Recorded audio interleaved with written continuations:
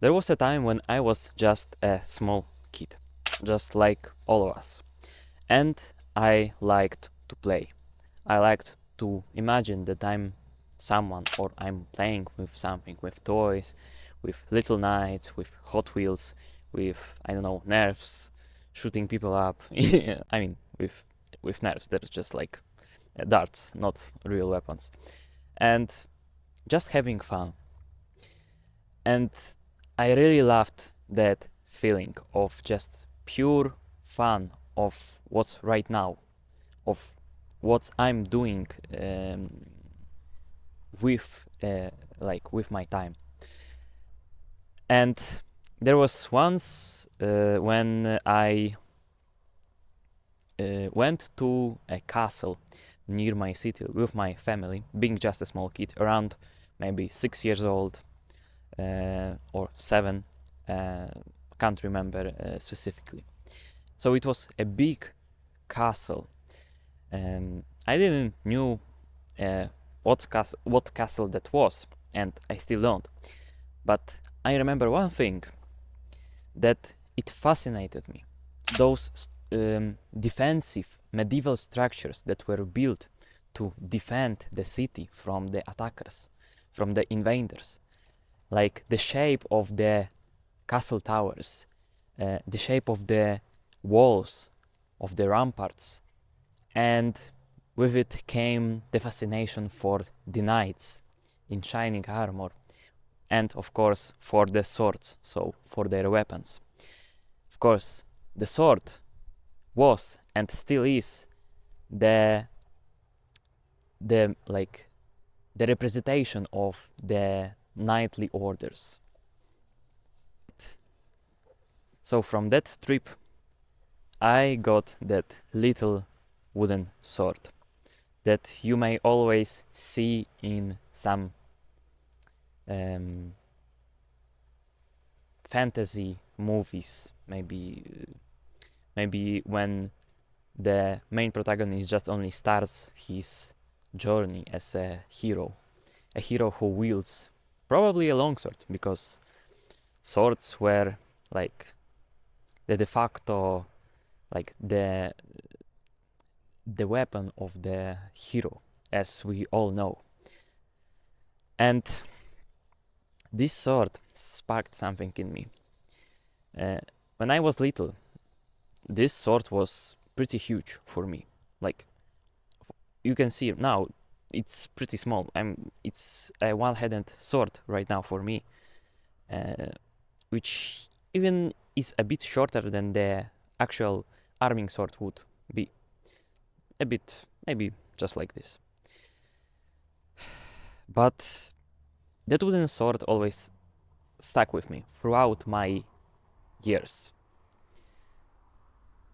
So after that, I started to get into the world of medieval people, of medieval warriors, specifically knights, but also samurai, and somewhat Vikings, but I'm not a huge fan of that vibe. And knights specifically really fascinated me, because first of all of their looks, and second of all of their craft, so the craft of protecting their people with a noble sword. Of course, I was just a kid, so it was huge for me. But later on, when I grew up a bit and started to go the way that my parents told me to go, I started to play the double bass, which wasn't particularly interesting for me, but it was somewhat like helpful for me to create some good habits, to sticking to some practice, at least like few minutes or few hours per day, which, when I'm thinking of it, it was helpful, yes, but when I was like small, like young, I haven't seen it like this. It was a huge chore for me to practice every day, something that wasn't really interesting for me. But of course, the fascination for swords always was in me, like inside of my deepest parts of my heart, of my soul, as you can call it like that. If you can call it like that, sorry. And in middle school, in high school, everything started to deteriorate in me. My story is that my lowest point in my life was actually in the high school. So there I was a huge gamer. I was still practicing somewhat my double bass for exams to just pass them. Not with some huge score or huge mark, just to pass, just to get over it. So yeah.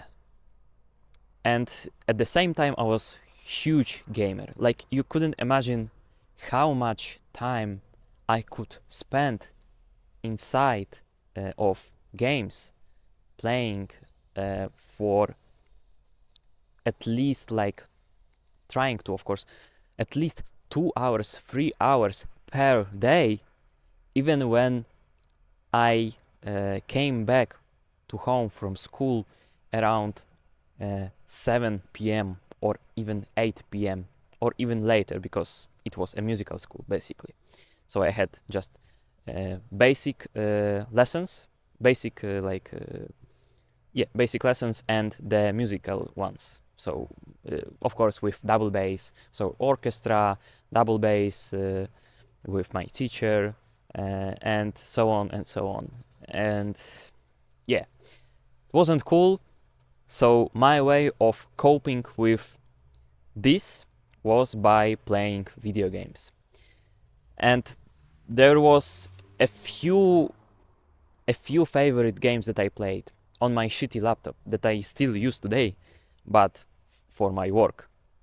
So right now I'm free of video games, but when I was in high school, I was a huge gamer and I played a lot of first of all, Team Fortress 2, which is a pretty old game, so that's why I played it, because it ran smoothly on my shitty laptop.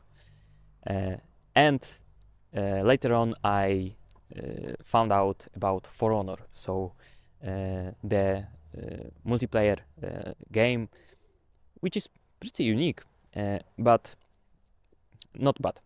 There are like knights versus Vikings versus samurai, and a bit more different characters from different like time periods and places on Earth, so cultures. And yeah, I played it too much.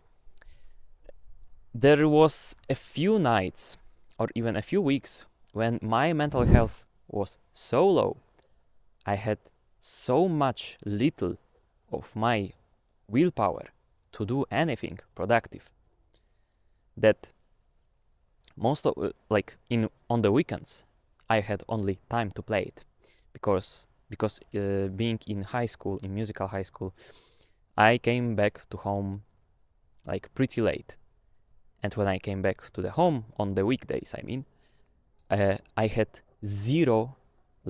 total zero energy to do even my homework, which there were a lot of fucking homework, like really a lot. Plus I had to practice every day my double bass. So yeah, it was brutal for me, diabolical even, some of you may call it like that. And my way of coping was being stuck mainly in For Honor, because it was somewhat cool to fight, to level up my knights, my samurai, make them look cool, or just cooler than the default skin that you get. And of course I wasn't really happy about my situation in life. I was completely lost in my way. it was somewhat that was that was the only interesting thing for me in that phase of my life. Until one day, still being in my high school, I found out in some way, probably in YouTube recommendations, I found out a very specific video which was really fascinating for me. Specifically, it was a video from the YouTube channel called Akademia Szermierzy. And this one was a part 2 of like a series where they presented different guards of Fiora dei Liberi, which was an Italian master in 14th and 15th century, which wrote, of course, the fencing treatise for longsword in even more. Doesn't matter. And seeing these like two fencers in black armor, in black fencing like equipment, it wasn't an armor, and having steel longswords. Of course, they were blunt, but still, I was shocked. How is that even possible that this kind of art is not so popular? I thought that day. How's that classical fencing is, for now, more appreciated sport and more popular in some way or form, at least in Olympic sports, which has a huge federation and so much funds.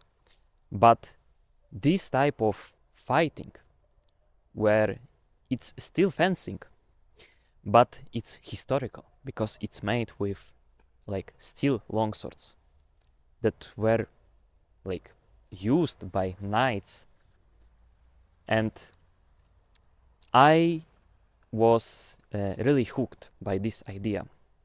I started my own research on YouTube, searching up HEMA, which is HEMA, which stands for Historical European Martial Arts. And I was totally hooked because I saw that this art, this sport, this martial art is somewhat popular in Europe, so mainly in Poland. It was also trained in America, still is in Australia, so it was pretty popular, but it wasn't mentioned anywhere. If you haven't ever stumbled upon it, you couldn't even imagine that it exists. So I started to look up more YouTube recommendations about HEMA, specifically, of course, longsword, because that's like the classic weapon for the medieval knight. And I saw how these people, how these athletic sportsmen wielded this longsword, like their longswords, fought between each other in duels and trained their martial skills. At that moment, I wasn't keen on starting it myself because I was still in my high school, trying to graduate it with double base exams coming pretty quickly. So I had to practice them. I had no time to, or even willpower or strength to do anything than to just keep playing my games to copy. But still, the seed of knowledge of something that exists like this, like HEMA, always stuck inside of always stuck inside of my head. And after graduating my high school finally and coming to the university, I started to level up my skills there and there. Because in high school I was a total degenerate. I hadn't any skills. I couldn't connect with anyone. So yeah, it was a tough time basically. So when I went to the university, of course it was the musical university, so I just continued on with my double bass skills somewhat.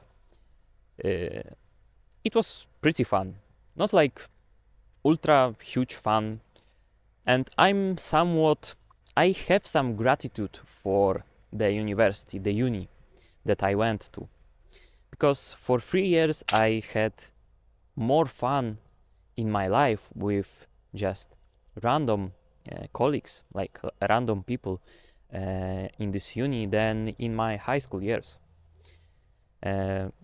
For you, it may be the reverse, because I know like that most people have their like the best friends from high school or just the middle school or even later, yeah, but not from uni. But still, uni was like somewhat a new start for me, because there were new people. I could present myself as someone as somewhat better than in high school. So it was pretty fun, but still I couldn't connect to my colleagues. Sometimes they were bullying me for some reason, because I was just younger, mainly in my double bass class. I somewhat felt like I couldn't connect to them. They were just always keen on drinking, partying, which was pretty fun for me, because I couldn't imagine that you could like party this much and have so much fun. But it wasn't really fulfilling. But still, it developed my social skills. I started to drink up, started to date, started to do whole more things freely, having a bit more time for myself and for just going out. Yes, it was fun. But I always remembered about the fire that was inside of me, the fire for sword fighting. And I always thought that I wasn't strong enough for it. I wasn't prepared enough. But someday I started to research even more specifically about longsword and HEMA. And somewhat, of course, the history as well, because historical European martial arts and history of weapons and different time ages, mainly in medieval times or Renaissance, are somewhat connected. So these two topics are pretty interchangeable. They're pretty like similar to each other, because without knowing a bit of history, you don't know the whole context of sword fighting and how to like fight another opponent. So having more context about if your opponent has an armor and you don't, or in reverse, you have armor but you have just a one-handed sword and your opponent has a long sword. So these types of different like thoughts and like contexts was pretty cool for me. Like imagining that someone fights with a spear, but he's a total peasant. He just got a spear from the blacksmith from yesterday, and he got it in his hands for the first time in his life, against a knight who isn't in his like full plate armor, but more of in like some light like jacket with gloves, yes, and just basic like chaperone or something like that. And how would he defeat the peasant with just only his longsword? So with his like sidearm, because swords weren't, of course, the main weapon for the battlefield. They were the sidearms. So yes, I was getting into this rabbit hole, and I always loved to come back to this one video that popped up in my being in high school about different guards of Fiora from his treatise. And I thought, wait, it's Akademia Szermierzy, so it's Polish. So maybe there are actual people that train it, like for real. So they like fight with steel weapons. They like practice and spar the real sword fighting skills, like not just the pure theory like most of the sword YouTubers are today. And they actually master the craft of the sword, of the sword fighting. So I started to search for HEMA clubs. And of course I started from the Akademia Szermierzy. And it blew my mind that, hey, it's the club in my city where I live. I just need to go there and like search up the specific class for total beginners. Of course, I was terrified of starting it. I like couldn't imagine how it would look at the beginning. I didn't know how to start it, but my fear was beaten by my action. So me taking action, still having this fear in my mind, and still being in uni, basically. So I went there for the first time.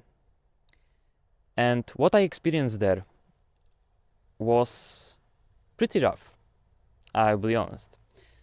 Because sword fighting, I mean, it shook me that like sword fighting never took more than 5 seconds, like the actual exchange with your opponent.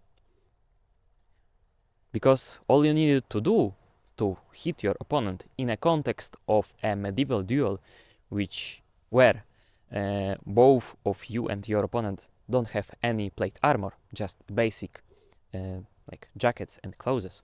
So any cut and any thrust could be deadly. It could finish your opponent.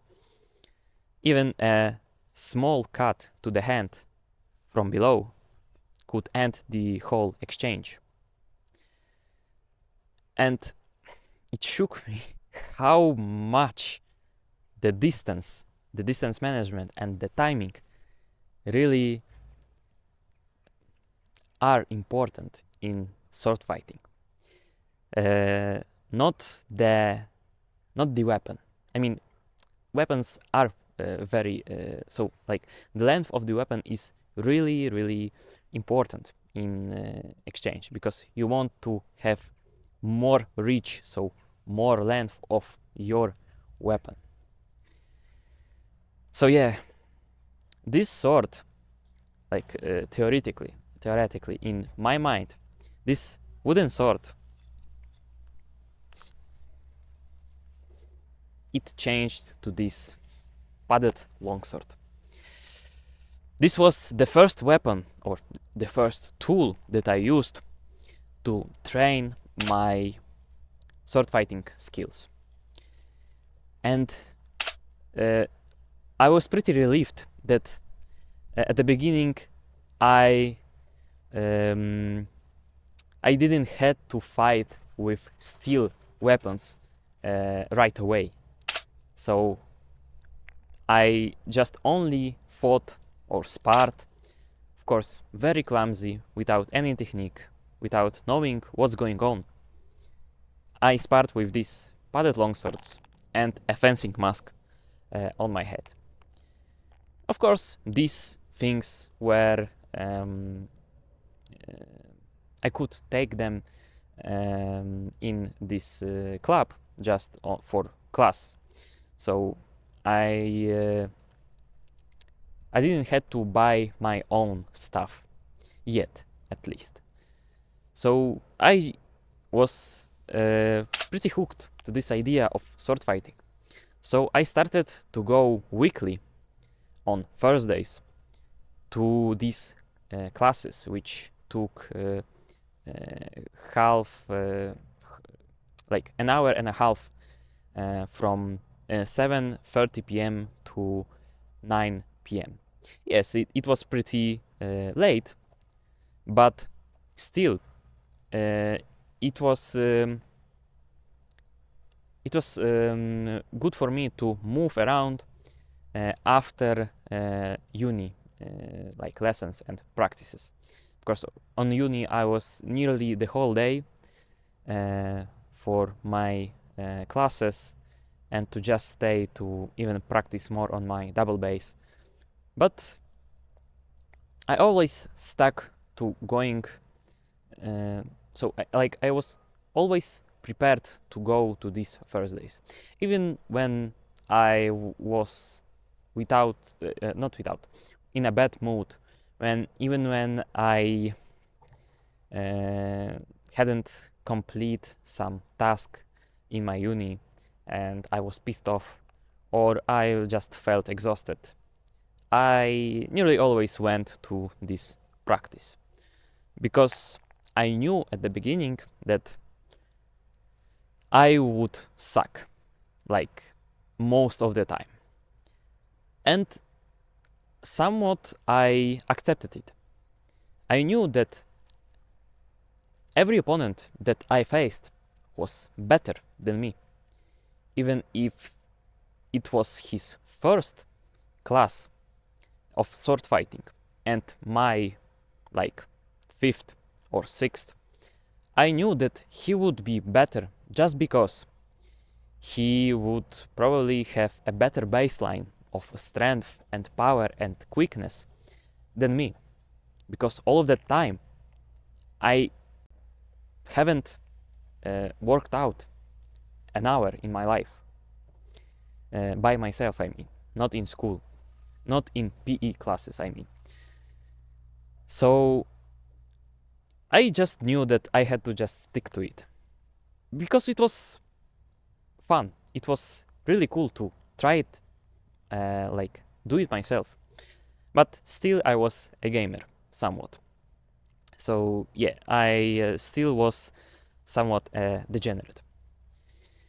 But through sticking to this craft for 1.5 years, going only once or 2 times per week to beginners longsword classes for an hour and a half, built my skill like crazy. Like going to these practices made me appreciate the feeling of sword fighting even more, time and time again.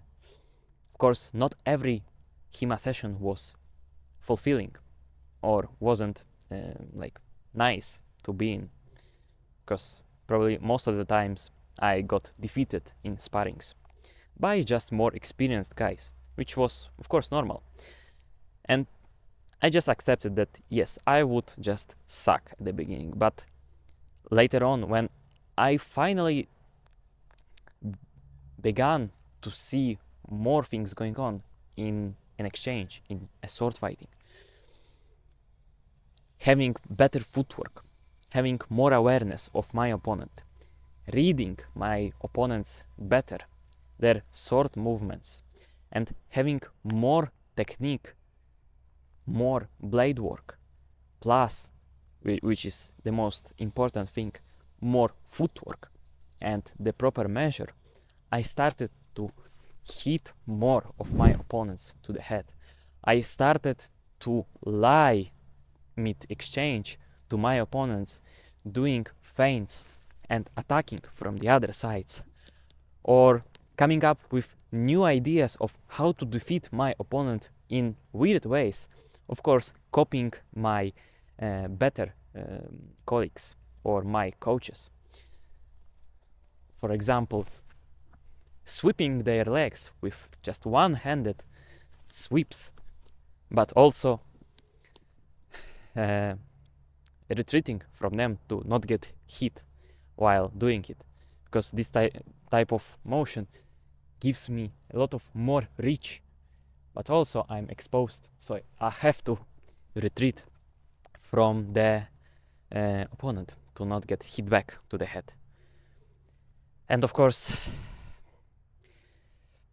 when I trained it, I appreciated even more how much fulfilling it was to actually hit your opponent when just 1 or 2 years earlier I was completely lost in my life. I started to see that maybe, just maybe, I could become more. And the very specific thought in my mind started to create, which I will get to. My coaches were, and still are, the best of the best. I saw how much they trained, how many wins in tournaments they got, and still do. How fun it is for them. It wasn't just pure like work for them, which was boring, but it was fun. Like, I saw the vitality in them, in like sticking to sword fighting with teeth and with nails, like it's their true like nature. I was inspired by them. I never told them that, but maybe they're watching this video. And it's not just one person, the best of the best, and you probably know him, but it's all of them. It's all of these coaches.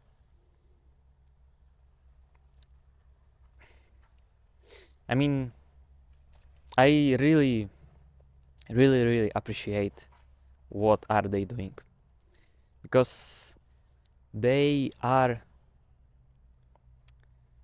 creating or just showing to the world that the real sword fighting skill and like this craft still exists. It still lives. And it got even better. That was a side note I wanted to tell. But coming back to my point, is that seeing all of these coaches, seeing all of my colleagues, made me to think that if they can do it, so can I. And this specific quote, or like saying, was enough for me to stick to it even more. What I mean, I truly fell in love with sword fighting, because it wasn't just the craft, it was also the community of these people that were there to do something fun, just purely out of fun. It is hard, of course, because it's a martial art, and sometimes you get hit or wounded in some sorts, which isn't comfortable, it isn't just ideal. But there are specific equipment like these to make it easier. And also, which was the main part why I started the HEMA overall, is that I could practice my skills and refine it and even master it with just minimal equipment. All I had to do is to go there, take a padded longsword and take a fencing mask. and maybe a bit of extra, like, I don't know, gloves or jockstrap. And that's all. I didn't have to buy the whole equipment to just start it, because at the beginning I didn't really knew if it was fun to do. Of course, it was hard, and for someone it wasn't inspiring. It wasn't like fun to do, because maybe for some people they started it, but also just after a few weeks they stopped completely, probably because they didn't have time or didn't have the energy, or even worse, didn't have the money to go to these classes. But these classes doesn't cost much. They don't cost more than the gym membership monthly, for like 1 or 2 lessons per week, which was ideal for me because I still had time to study for my uni. Yes. So the whole story is, I went through my own path, through finding my purpose in sword fighting, in longsword mainly. Of course, I tried more than just longsword. I tried saber, I tried rapier with dagger. I also went to sword and buckler classes, of course with padded longswords, not with steel. And it was fun, and it still is. It's still some... I don't know how to describe this feeling. It's fulfilling. It's hard, but it's fulfilling. So the point of the story is, I went from being total gamer, video gamer, to practicing this art. And I went from this padded longsword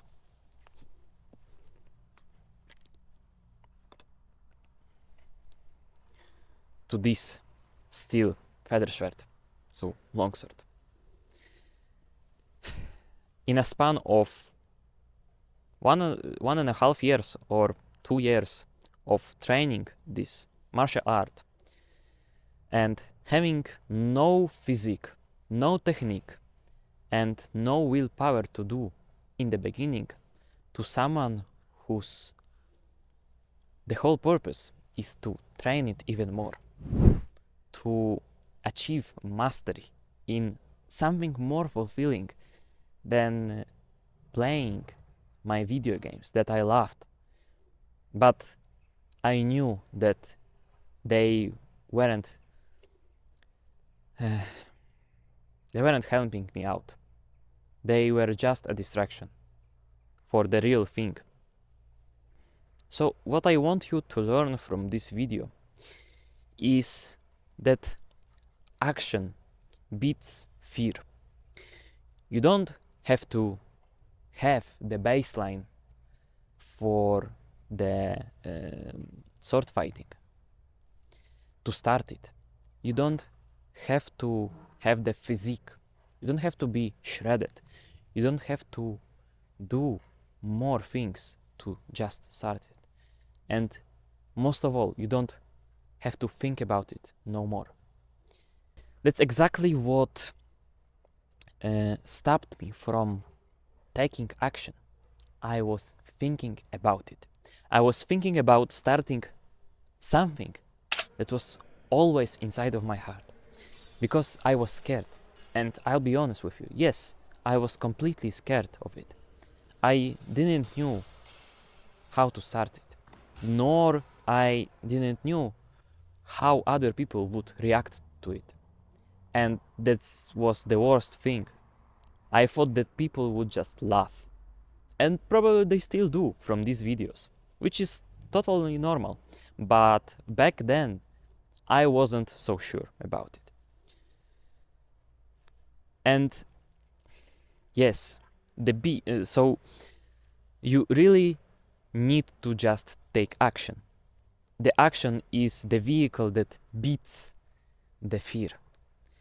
And someone who still has fear, but still does the thing, still like do it, he has courage. That's the man who has courage, because the fears don't go away.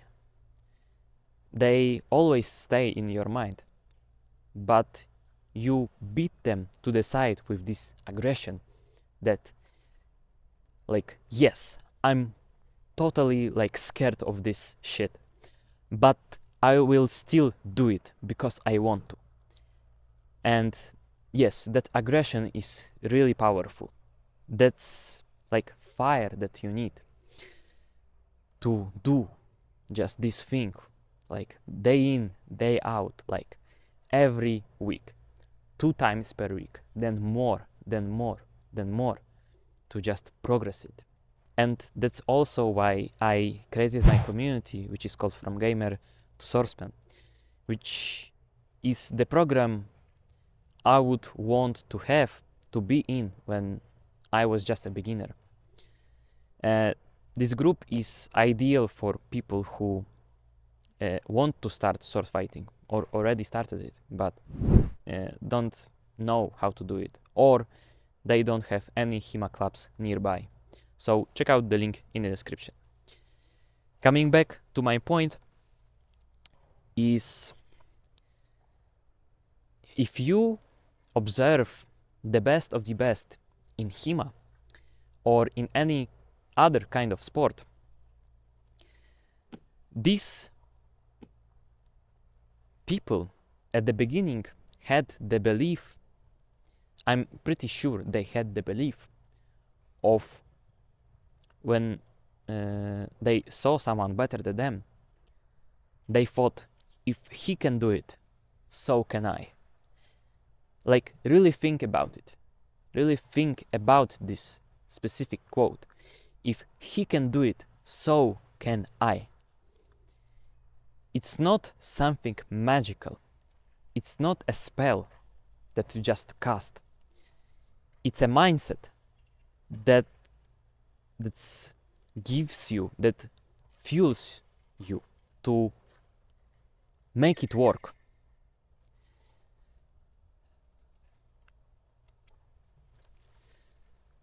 I always saw my coaches as someone better than me, of course, and they still are.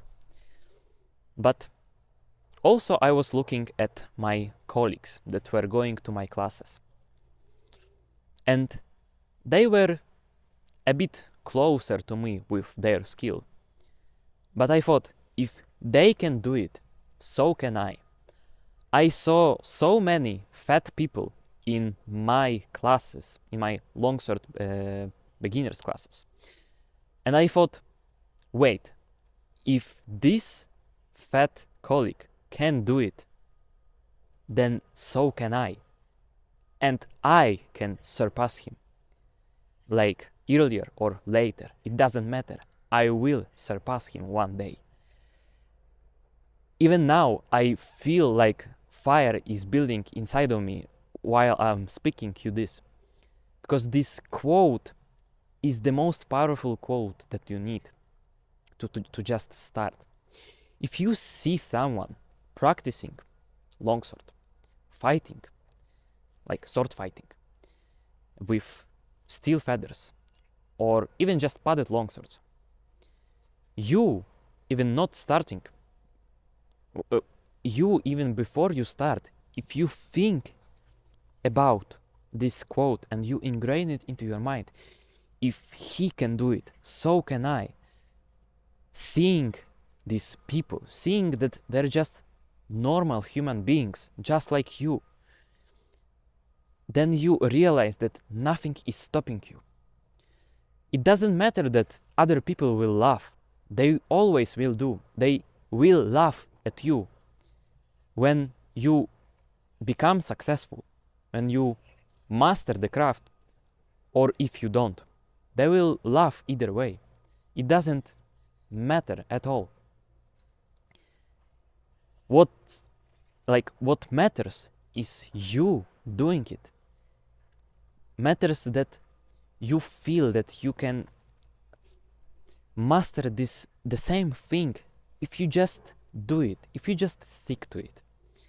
Doesn't matter if you're overweight, if you're fat, if you don't have the strength, if the sword feels heavy, if your opponent is faster, or maybe your coach is a dickhead. Doesn't matter. You just stick to it. You just know that this thing, if you truly have the gut instinct to think about it, not to even think about it, you feel that is something that gives you more purpose than just playing video games. Yes. The next point is the best of the best that you observe. My coaches and the best in this craft. These people are there not because they have more things than you. It's not because they add up more things, events to their life. It's about subtracting from their life. They subtracted so many distractions, unimportant things from their lives which don't support their mastery, which gives them the time, the energy and the willpower to actually focus on something more purposeful, more productive. So your video games, in this instance, are the things that holding you back. These top performers in sword fighting, they are the people who knew that they had to leave behind those things that weigh them down.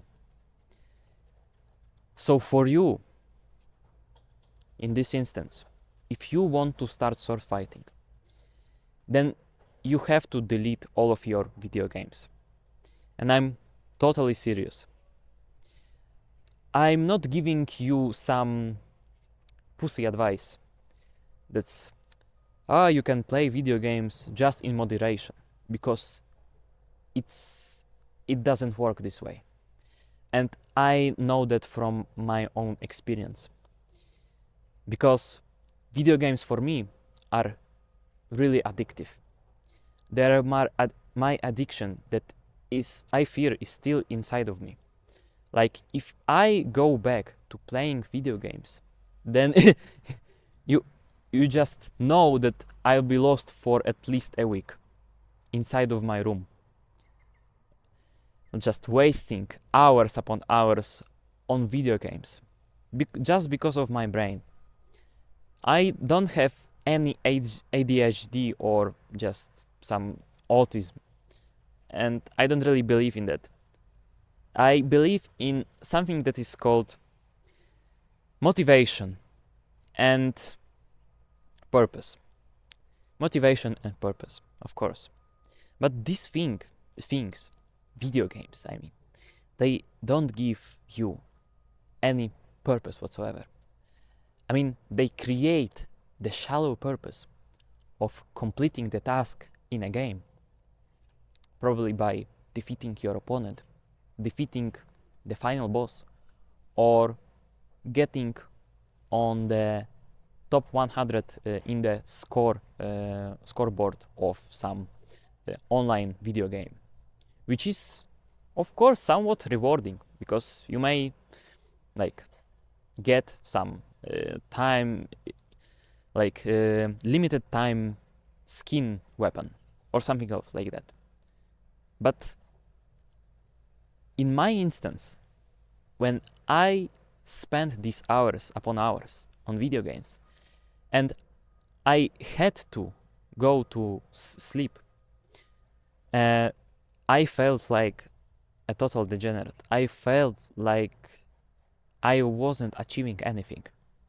It didn't matter whatsoever in my life if I got the first rank, the third rank, or the 15th rank in this game, or if I had more KD than my friend, or if I had the better skin on my knight than the opponent, or if I could read my opponent better. It didn't matter.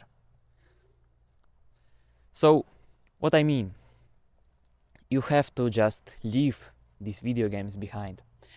And nothing works in moderation these days. Because these mega corporations create these video games in like so ideally that they know how our brain works.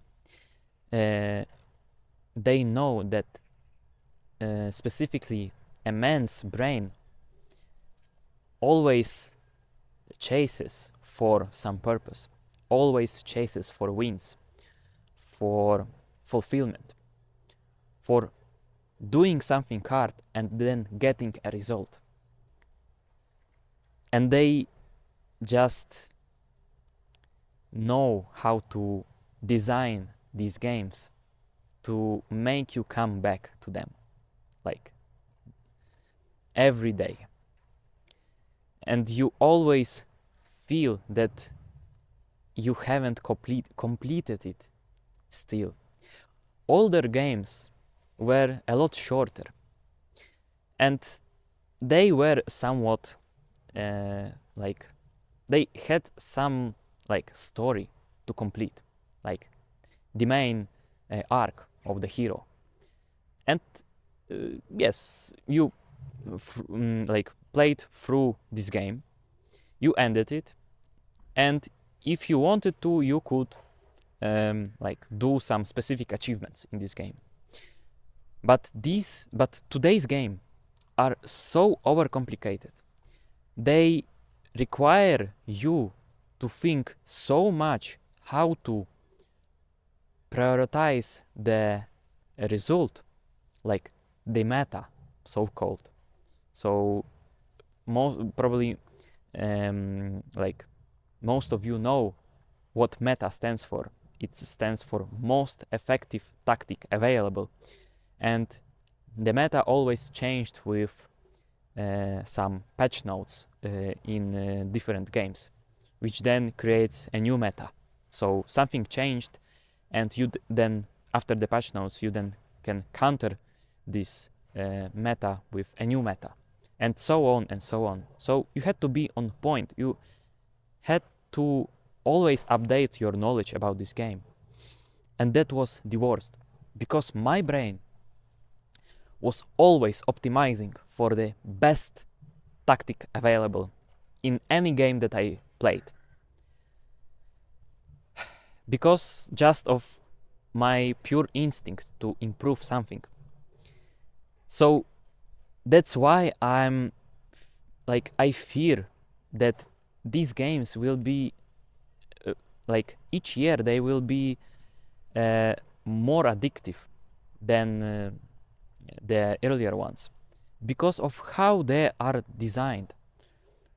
These teams in these mega corporations know exactly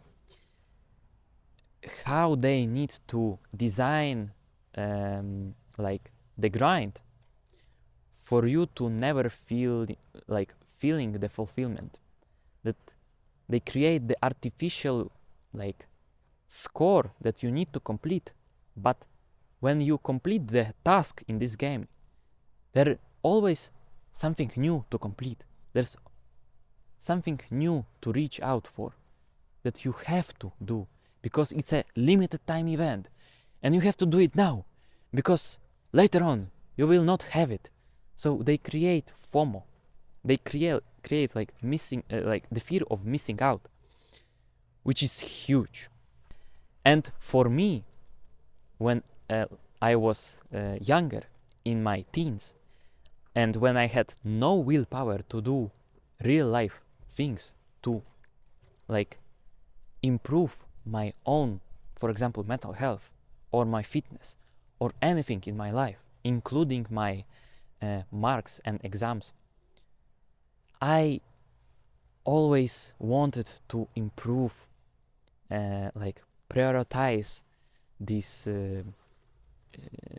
this grind in a video game more than my real life, because I wanted the dopamine hit. I wanted to acquire this new sword skin, because, or maybe I wanted to play this new event, like I had to play it, like not just I wanted to, I had to. And my mind was always thinking about like the video game that I played. So I usually played only one video game when I had the chance. Like I wasn't the type of gamer to change between different games. I always committed to one game and one game only for like a longer period of time. And I always researched what was the best meta, which was really draining on me. And yes, that's why I hope, after hearing this story, maybe I planted the seed of knowledge in your mind that video games don't push you forwards. They don't give you anything in life. Like, they give you the short dopamine boost after completing a level, after reaching some sort of legendary like rank in some video games. It's cool, yes, right, but it's empty. It's just artificial things. It doesn't like go into your actual skills. Like, I don't get it how like it was like a Counter-Strike phase like in 2015, 2010s. Lots of like guys played Counter-Strike and they loved to check their timing on this web page. I don't know how it's called, where you have to click the mouse button when the green light appears, which was total bullshit, because it doesn't create anything new. You're just moving the mouse, you're tapping a key, and also you're tapping keys on your keyboard. And they were hyping this thing so much. Like, I don't totally get it. I don't get it. Maybe, okay, I somewhat get it, because these people don't have anything going on in their lives, which is sad. But I believe that anyone can start sword fighting. Even these type of people that are still sticking to their video games. Because I did it.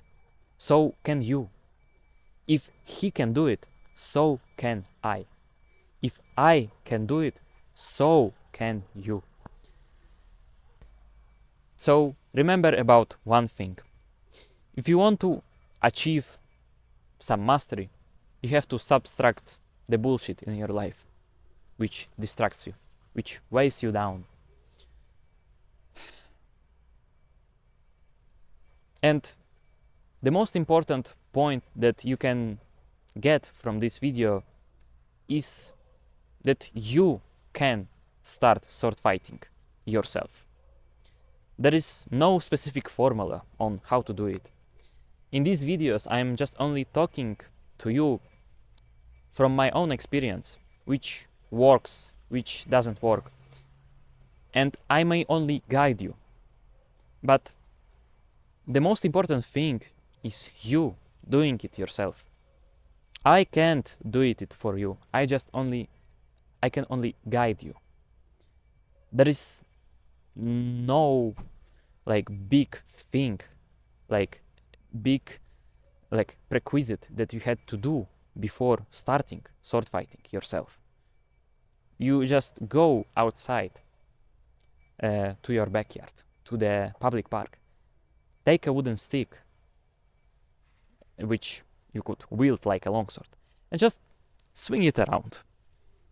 like without any technique, just having fun, like swinging it around without any edge alignment, without holding it even in the proper way, and just having fun at it. Like that's the most important thing. But what I observed, what I yes, but what I observed is if you still keep video games in your life, then the sword fighting is not as fun to do as it could be. Even if it's hard. If you want to have my guidance and join my community of swordsmen, then check out the link in the description where I teach you the basic solo drills for longsword. And yes, remember that you can start it yourself. So remember, always take the initiative.